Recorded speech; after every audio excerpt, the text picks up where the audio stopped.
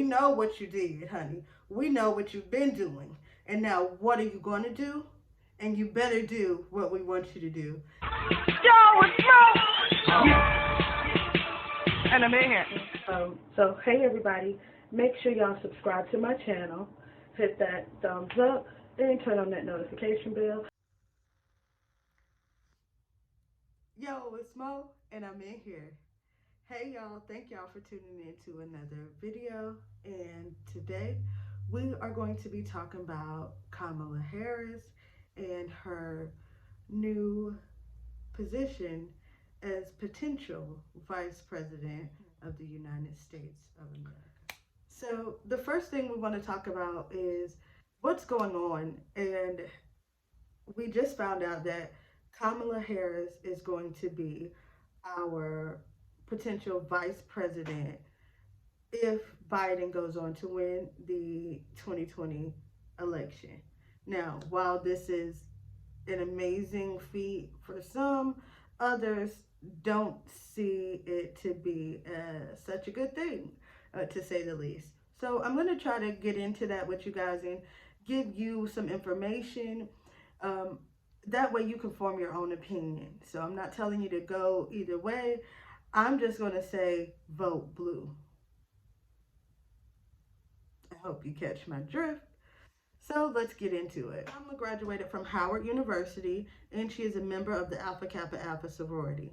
Kamala also earned a law degree from the University of California and Hastings College of Law. So those are great things. You know, coming from an HBCU is dope. Being with the African American sorority is dope.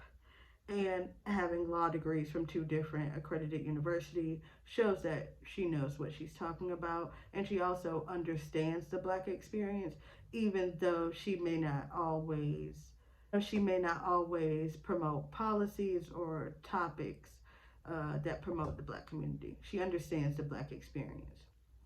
Kamala, I always say her name wrong, Kamala is the first graduate from an HBCU, or historically Black college or university, to run on a major party's presidential ticket.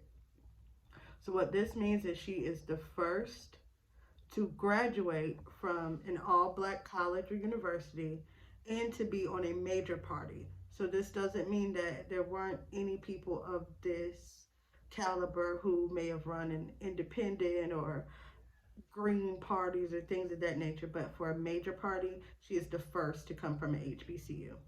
Kamala is the first for so many things. She is the first Black and Indian American woman to represent California in the United States Senate, the first Black woman elected as San Francisco's district attorney, the first Black woman to be elected California Attorney General, and now Kamala is Joe Biden's pick for vice president. She is the first Black and Indian American woman to be nominated for a national office by a major party. If elected in November, Kamala will be the first Black woman and the first South Asian American to be vice president in history.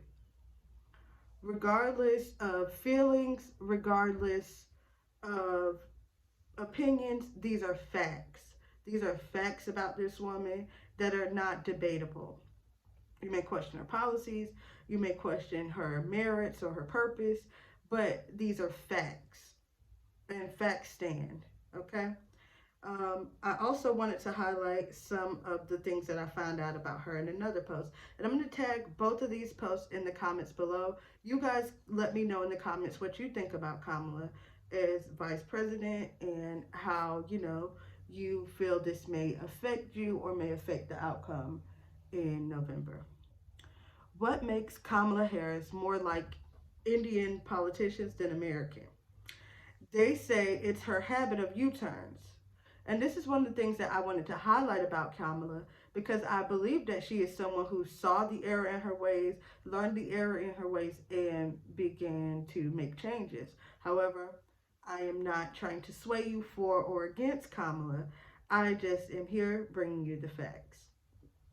So, 55-year-old Senator Kamala Harris is Democratic presidential nominee Joe Biden's vice president pick.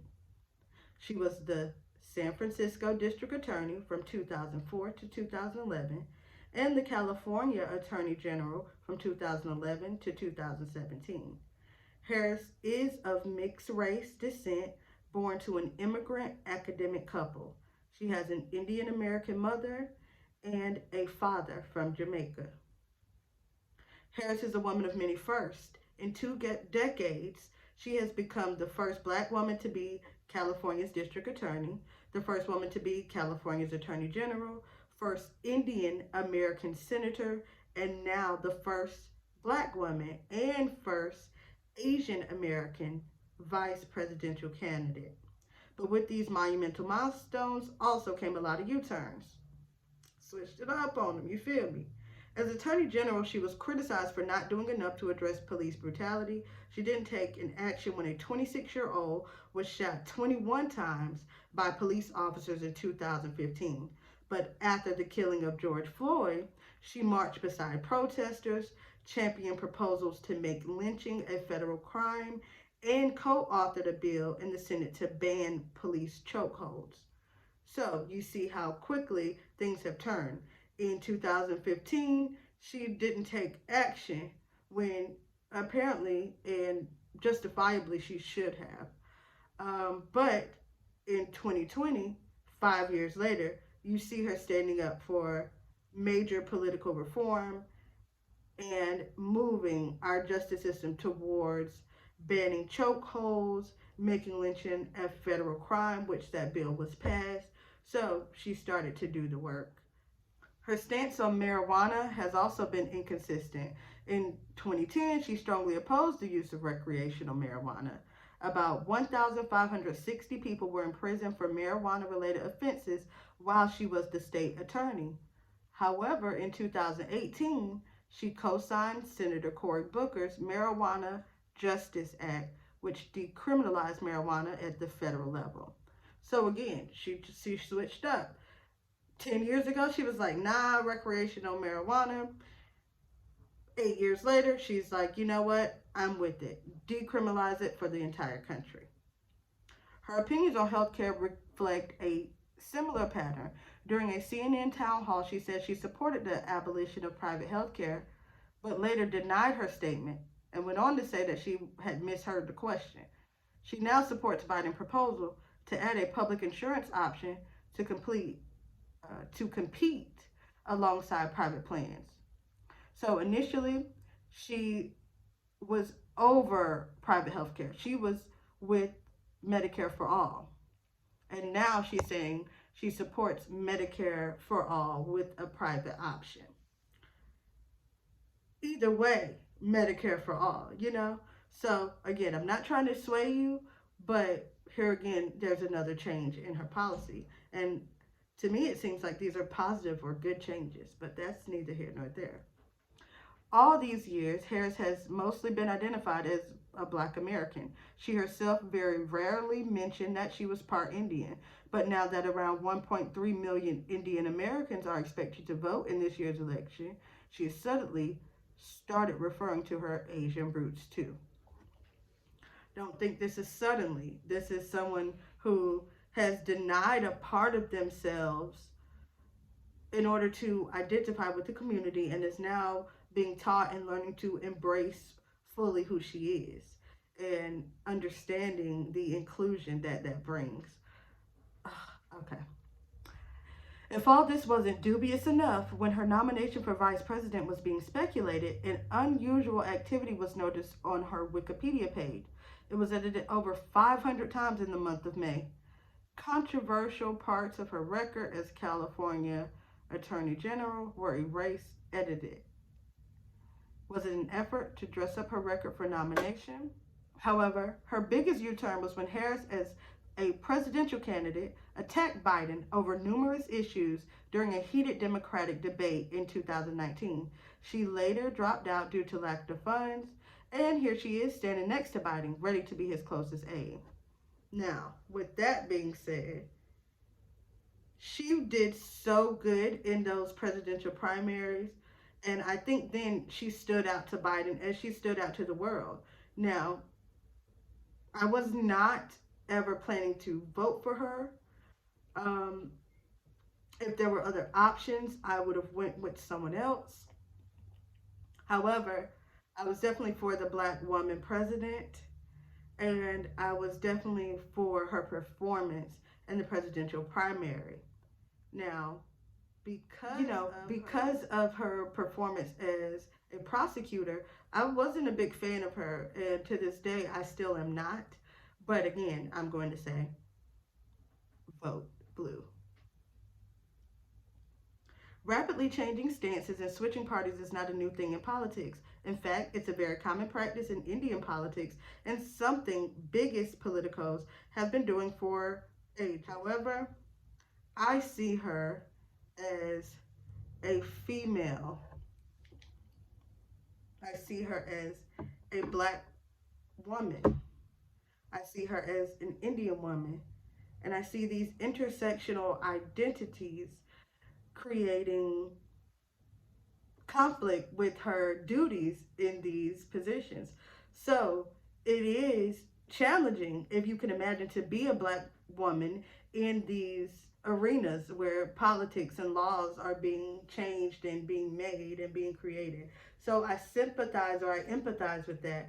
But I also see the beauty in representation here. I see someone who is willing to push forth our views towards justice and equality for all. I see someone who sees the error in their ways and vows to change them. And I see the same thing in Joe Biden. There's a scripture that says, he who has not sinned cast the first stone. And in this day and age, we have a lot of African American politicians or activists who are using their voice to continue to drive the narratives of Kamala and Joe's past. We all have a past. The truth is, what really matters is that it is what you do now and going forward that matters to the Black Lives Matters movement, that matters to the anti-racism movement, and to ending all forms of oppression. Whatever she did 2004, 2010, I could care less, y'all. I'm focused on what she's going to do 2020 to 2024. And let's get that track record together. And as long as that track record is good, I could care less what she did yesterday. Joe Biden, same thing. I could care less what Joe Biden did yesterday. Now, am I saying we should forget those things? No, we have to hold them accountable. But vote blue, That's what we're doing.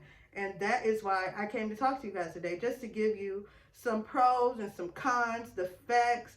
So hopefully you guys can get a picture of what's going on here. Speaking of picture, I'm just checking out this beautiful painting in my background. I'm so happy about it. And it really embodies what's going on today in this movement and in this world. It just shows the red, white, and blue, but there's black marks all over it. There is layers of plaster and things that really inspire me to continue to do this work and share this information with you guys. Hopefully I bring it to you in a way that y'all can catch what's going on instead of it being dry CNN news. You know what I'm saying? We got a little swag on it. You feel me? So I'm rocking with Kamala. I'm rocking with Joe Biden.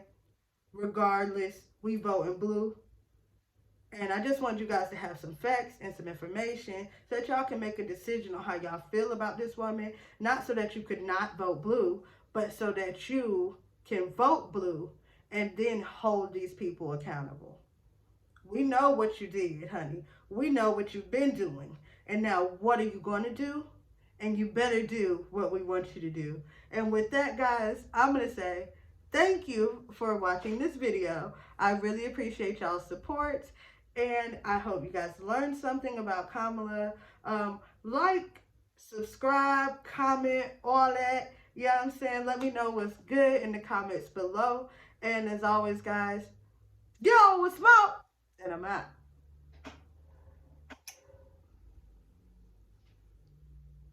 Yo, with smoke. Hey, everybody. Make sure y'all subscribe to my channel. Hit that thumbs up and turn on that notification bell.